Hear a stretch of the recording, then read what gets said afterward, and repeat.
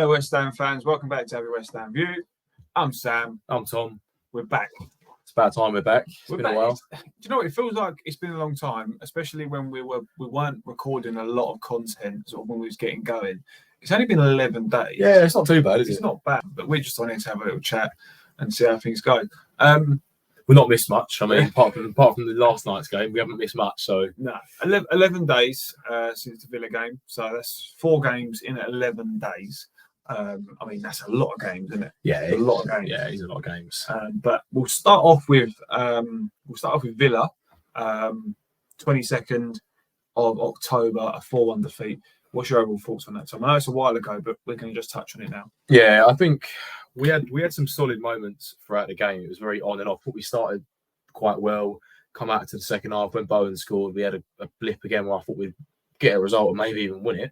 And then I think it's just some lazy defending and just caught us in the break. They kind of played a bit of counter against us at times in that 60-minute period where we was kind of getting back into the game. Didn't take our chances or create enough. No, I just think when you look at all the games as a whole, like the three losses specifically, I don't necessarily think the things that went wrong were the same. Because with Everton, we weren't attacking enough. I feel like with Villa, we just weren't putting it away. Yeah. And then the Olympiacos game is a completely different reflection because it was a B team, right? A team that never played together before, really. No.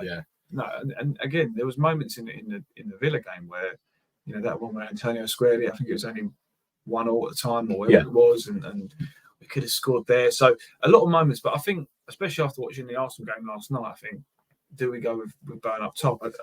What do you think against Everton? Because with the Everton game, I thought that was where we was lacking a striker, someone who could, you know, score a goal. Yeah, I think we always talk about Soucek and how you know, he doesn't really offer much when he's on the pitch. He's a bit invisible. He could be an unsung hero week in, week out. I feel like he sometimes, when he's playing in the middle, like for some reason we just feel like the team flows a bit better and we drive forward a bit more and create chances. And Emerson as well, I think we massively missed him. I know they're like defensively minded players as well. Yeah, as they're meant to be. Emerson seems to get out quite well and he seems to like kind of break through that kind of midfield. Yeah. I mean, as we're talking about these 4 games as a whole, and on your point with Soucek, we were saying it last night when we was like going through the team. Oh, they were brilliant. Obviously, the first half against Arsenal weren't amazing. We was 1-0 up without even shooting in the first half. Smallest ball. Yeah. After all, you come out, you get an early goal, and then we played pretty well in that second half. But was going through the players and was like, Kufau, had a good game actually. Mavropanos was decent. Blah blah blah. They all played well. Yeah, and then you get to Soucek and you're like, what did he actually do? Yeah. Like, but then he has to be a part of it because he was on the pitch for 90 minutes. I think that's what you want though. Like if you notice in Soucek, he's probably made a mistake. Yeah. Like if he's doing the basics right, you've got the Paquetas around him and you've got the Bones and the Kudases to do the risky stuff. Yeah. You want him to pick the ball up in the air. He made a few good touches, just set it back to the defender or find someone that can create something. I think that's a good game for me if you've got Soucek in the midfield. Definitely. It's weird, isn't it? Because 5 goals in 8 games and he gets dropped and we're all pro Kudus. I mean, he scored a beauty last night. That was a great goal. That ball and touch was just immense. But he didn't quite do it against Everton. I know he had the most sort of, I think he was on the ball the most, and he did the most sort of touches, whatever it was. But I don't know about him in a 10. I think he's better on the wing. I think we saw it against Newcastle when he came on for a few minutes. He was slightly central, but even when he scored that goal, it was like Kufau off the right, kind of played it to the right side of the goal and he's hit it first time. I think the Kufau and the Kudus link up's quite nice. I think Kudus has got that work rate offensively and defensively. Like he gets forward, he's like really good at tracking back. So I think we'll see a lot of progression with them two on the right hand side in the next few weeks. And I think Bowen through the middle, I think he's well, we kind of spoke about before the Arsenal game. Was like, I don't know about him, but he played unbelievable, held the ball up well and battled. No, what Bowen up top? Yeah, I like it. I've been a bit why take him off the wing when it's working? But actually, the stuff I saw last night, the hold-up play, the way he was nicking the ball off the centre mid, he's a bit more nimble. Yeah, and Tony just goes in like a bulldozer and knocks him over. Dives. Foul all the way. Yeah. and dives. I don't want to talk too bad on Antonio because he's done an okay start to the season. He had an okay start, but here we are 10 games in. Yeah. Well, we played 15 games. We've lost 5, by the way. It doesn't sound as bad as... And you go through the losses. Yeah. Liverpool. Yeah. City. A top Villa side. Yeah. A blip against Everton. And Olympiacos B team. So really, the only one... For me personally, we look at these last 4 games. Everton's the one that stands up. Then we bounce back and beat Arsenal. Yeah, I mean, look, for me, in the 3 losses, even when he come on as well, Paqueta, right?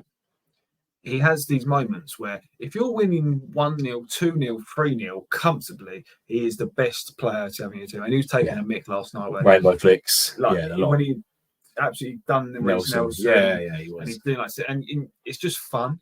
That's what you want. You want to go to games and enjoy yourself. But I feel like when you need something in a game, he'll work hard. That's one thing. But he'll just take too many risks. Like, and then if it don't start coming off, he'll keep trying them. But it ain't working. So you got to keep it simple. Do you know what I mean? And as well, that's probably a factor as to why he's suspended against Brentford this weekend, because he takes the risk and then he's got to cover his arse and he's got to get the ball back. Yeah. So that's another thing, and we are gonna miss him and Alvarez in the weekend. But I think the game against Arsenal in the last 3 games, we've seen both sides of Paqueta. Definitely, we have. And he scored that won the goal.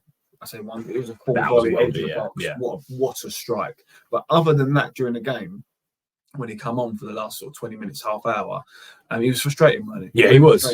I know. He come on for I think Fornals, who was sadly very poor. I mean, his confidence is shot to bits, and you can see it. The same as Ramsdale last night. You know, that's Arteta's fault. That's the point. Actually, that's the talking point. I mean, Ramsdale, as you said, wasn't one of the team of the seasons for the Premier League, and then he got in the team of the year. And then you bring in Raya, who personally I don't think he's even as good as him. He's okay, but he's got a mistake in him, like Ramsdale.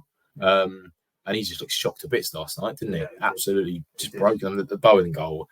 I think he should have saved it. He took a deflection, but it was straight down his throat, wasn't it? Yeah, he took a nick, but you know, it's always hard because in slow-mo you think, God, that's shocking, but actually, edge of the box, someone's banging the ball at you that hard and it takes a nick. Yeah. But I agree, top-level goalkeeper, you'd expect him to save it. But on the Fornals thing, I just think it's a real shame. You can see the happiness in his face last night when all the players were going over to him. And like, you can see he loves it still, but every time he gets a go now, he didn't even get a sniff last night. He didn't even come on. And I think that says it all. I think he'll be gone in January. And so will Cornet, I think. Yeah. I think it's important that we refresh the squad. I think he's not, Fornals has done his service and he's been a great player. But if we can get some exciting wingers on the bench that can make an impact in the second half of the season, we can see a good bounce. Yeah, you can't get too emotionally attached to the players because things change very quickly in football. When you look at, I think the average tenure for a manager is, I think it's 2.5 years. Look at Moyes, on average. Yeah. You know what I mean? So, things have to change. Form, but he's popped up with some goals only a few months ago. He put that goal in against AZ. So, but look, he's not consistent enough, and that's why he ain't getting game time. But talking of game time, obviously, we were sat in a bit of a different spot last night. You actually see it on the thumbnail. Yeah, great spot. That was our seat. It was in block 110. Great view of the Arsenal fans just walking home, wasn't it? Really, it was great. But we were there just 20 minutes in our seat before kickoff, and Tim Stidham was having a lengthy chat with Divine Mubama, weren't he? He was, yeah. It was interesting. And obviously, Mubama never made the squad. Mubama never agreed a contract during the week. What do you think on the whole situation? What's your personal opinion? We haven't seen enough of him. Like, when he's come on the pitch, he's done the business. Like, he scored in the Europa Conference League. He did score in the Cup, I think. So he's been there. And he had a great pre-season, but we've not seen enough of him in terms of, like, Moyes hasn't given him the chances to see enough of him. When we've seen him, he's been okay. I think if you're Divine Mubama, you can look around you and look at other people your age. That Ferguson fella at Brighton, a similar age. He's on fire. He's getting opportunities. And he's been promised more game time. He's not getting game time in PL2 anymore. So he's just sitting there. He's going to get rusty. Like, he's not going to be as good as he was anyway. And I think the pressure's rising. You've got Callum Marshall coming through the ranks. He's looking just as good, even if not better. But I think, Danny Ings is getting too many minutes now. He needs to start coming through, or he's going to get frustrated and he's going to leave. He is, yeah. Obviously, Danny Ings didn't come on at all last night. But what does it mean? I mean, I don't like it when you win in 2-0, 3-0. I always think you should just keep it as it is until you start seeing people tire, and then you try and bring a like for like on. Yeah. Whereas Moyes tends to just go, right, we're going to go 5 back, and then it all just goes pear-shaped. I mean, I don't know if you actually watched it back. I know it was a completely irrelevant goal, but Kehrer for their goal. Really? No, I haven't seen it back. Shocking. Mate. Yeah. It's more, he was put in a bit of a difficult situation where Odegaard's played it in, he's done a 1-2 and he's ran, but it's Kehrer's man, so he's stepped up to pressure the ball, and Odegaard's just slipped behind him, and it's just an easy through ball. But someone who's just come on. Odegaard did come on as well.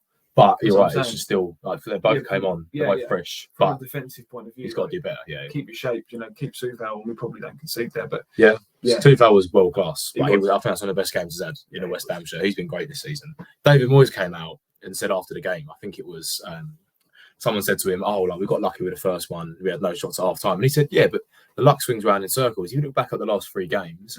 Obviously, Ogbonna nicked one in by mistake. You've got you've got the Villa game where it flicked off Aguero's foot and went in, where it kind of wrong-footed Areola. So we've kind of had as he said, it goes round in circles, and it's just that kind of bit of luck, that little bit breakthrough. Kind of, that's the turning point of the game. Right. And would we have won if Ben White didn't knock it in? He's a fucking. Don't know. He's a finisher, isn't he? Yeah, he's prolific. I mean, we had a bloke behind us shouting like, "Come on, give it to Ben White every corner. Let him flick it in." Yeah, I think there was a few good ones. I turned so I was having a beer just coming back. You did just finish yours. I went to the loo. Right. Come back for the start of the second half. Yeah. And as I'm walking down my row, the ball's gone over to Gooners from a gird. So I've just literally got to the seat. As he's chopped inside, I'm like, oh. And then as we're going mental, I turn around and as you do, he's like this. Go to grab the fans behind you. Yeah. And he was like half-heartedly going, and I was hey? I'm like, you're a Gooner, aren't you? You're a Gooner. I think you get that in cup games a lot more. Yeah. But we had great seats. We had leather seats, funny enough. When it was a bit of a different experience, wasn't it, to what we used to? Yeah. But yeah, it was a great game. No, but that was good. It was good. I think that's the last 3 games. I think we're hopefully going to see a bit of a result against Brentford in the weekend. But one more talking point is, we're driving home from the Arsenal game, got the draw on, aren't we? We're thinking, who are we going to get in the next round? 4 teams left in the pot: us, Borough, Port Vale, and Liverpool. What do we draw? Anfield away. Probably the worst possible outcome. It's unbelievable, isn't it? Yeah, we didn't think we'd beat Arsenal, but we've gone there. We've done we've done the preview when we played Liverpool away earlier in the season, and as you said, we played pretty well. We got unlucky. But we've only beaten once since 1963. The Mark Noble game, wasn't it? Where he had the nice away shot. Yeah. Was it Diafra Lanzini? Yeah. Nobes. I mean, look, I don't know if you saw, in the week that we have got them in the Cup, they've got United at home and Arsenal at home. Games, yeah. And then they've got us at home. The only thing that's good about it is they've got 3 games in a week, yes, but they're all at home for them. Yeah, true. Right? When you've got 3 games in a week, and it's just round the corner, makes life a lot easier than having a game away on a Monday. Yeah. Do you know what I mean? Travelling down to London, whatever, for them. But so hopefully, if they're in a good spot in the league, they'll prioritise it. That's the hope. We've got Wolves, I think, just before the Liverpool game, but then we've got a couple of tough ones. We've got United after that. I think we've got Arsenal on Boxing Day. Yeah. So we'll see. Look, we've got to go. I'd like us to go full strength. I think, we're in an okay position in the league. Let's not get it. Let's not get it mistaken. Like we're top of our Europa group, we're 9th in the Premier League, and we're in the quarterfinal of the Carabao Cup. This has been a quality start to the season. I agree. The trouble is, a lot of the older generation, and I will say that because whether it be my mate, the Sparky, or whether it be Claret Booze, or I'm seeing a lot of people who are vocal on Twitter, and they call us the Blind Brigade, the new generation, right? I don't think so. I don't necessarily sit here and go, I love Moyes, I want to fucking... I want him to be the manager for the rest of my life. I just feel like the man deserves a bit of respect. He's changed it all. Yeah. He took the club over and was in a relegation battle. Yeah. We've said it hundreds of times on this channel. But I just feel like I'm not necessarily agreeing with people. A Villa, I feel like we got unlucky in that game, and there were certain moments, as we call them, certain individuals as well. But Olympiacos, I'm writing that off. We're still top of that group. I think it was it was frustrating that we didn't go there and play a stronger team like we did against Freiburg, and then for them to lose the important Premier League game at home on the weekend, that's frustrating. If we beat them, because he's rested the key players, but. On the same breath, we've got Olympiacos next Thursday. Yeah. So if we beat them, it's just we're top of the group, we're qualified. Yeah. That's next Thursday. So don't get me wrong. Look, we've got Brentford away, which we know is a tough fixture. on Saturday. And if we take the Europa League out of it, because although it's an important game, we're just thinking, because we can all be happy about the Europa League, etc., but we've got Brentford, Forest, Burnley, Palace, right?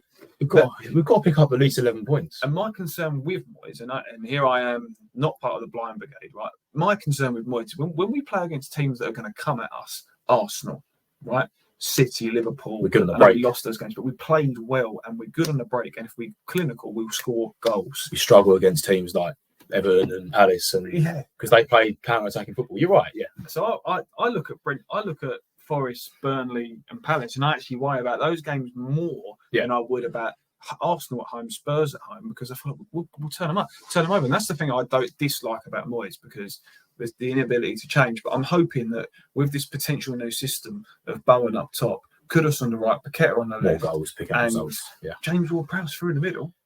He's gonna be a bit worried. I think he's had a fantastic start to the season, but that Souček Alvarez. I mean, he'll obviously start on the weekend. Souček Alvarez, Paqueta. Yeah, I think Souček Alvarez pivot is different because Alvarez, as we've seen in the last few weeks, his ball playing isn't Declan Rice. No, at all by any stretch. Rice was, when he come on, I know he was fizzing it out there to Saka. He was getting it right in his toe. But he does the basics right. Yeah, but Alvarez, he needs to play in that sort of deep lying role. Yeah. It's almost like a free. Yeah. Alvarez, Souček, number 6, isn't it? Really? Yeah. So like a 6, an 8, and a 10. All in the line, like a diamond. So that's my opinion. Anyway. We'll wrap it up. Yeah, we'll wrap it up. Buzzing about the result. We'll chat about the Brentford game and the next few games in the next video. But I think we're back. Hopefully, we're back on the up. We beat Arsenal in the cup. I was going to say hopefully we draw the next North London team in the next round, but they're already out, Tottenham, aren't they? So we'll turn Liverpool over. Hopefully, fingers crossed. Big game in a few weeks. It's in December, isn't it? It's December the 20th, so a while away. Yeah. But we've got a few games coming up. Hopefully, as you said, we can pick up some results for sure. But that's us for this one. Yeah, cool. Thanks for watching, guys. If you haven't already, like, subscribe, turn notifications on. Come on, you Irons.